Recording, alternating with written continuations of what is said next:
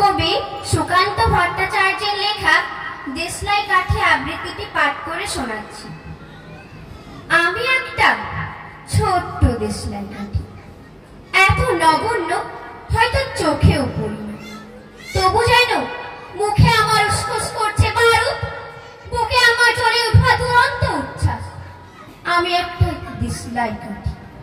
মনে আছে সেদিন হুলস্থুল বেঁধেছিল ঘরের কোণে, জ্বলে উঠেছিল আগুন, আমাকে অবজ্ঞা ভরে না নিভিয়ে ছুঁড়ে ফেলার।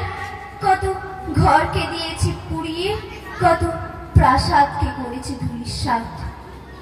আমি একাই ছোট্ট একটা দেশলাই কাঠি, এমনি বহু নগর বহু রাজ্যকে দিতে পারি ছাড় খাড় করে, তবুও অবজ্ঞা করবে আমাদের। মনে নেই এই সেদিন আমরা সবাই চলে উঠেছিলাম একই বাক্সে, চমকে উঠেছিলেন আমরা, শুনেছিলাম তোমাদের বিবর্ণ মুখের আর্তনাদ। আমাদের কি অসীম শক্তি তা তো অনুভব করেছো বারংবার, তবু কেন বোঝো না? আমরা বন্দী থাকবো না তোমাদের পকেটে পকেটে, আমরা বেরিয়ে পড়বো, আমরা ছড়িয়ে পড়বো শহরে গঞ্জে গ্রামে, দিগন্ত থেকে দিগন্তে। আমরা বারবার চলি নিতান্ত অবহেলায়, তা তো তোমরা জানো, কিন্তু তোমরা তো জানো না কবে আমরা জ্বলে উঠবো সবাই শেষবারের মতো। নমস্কার।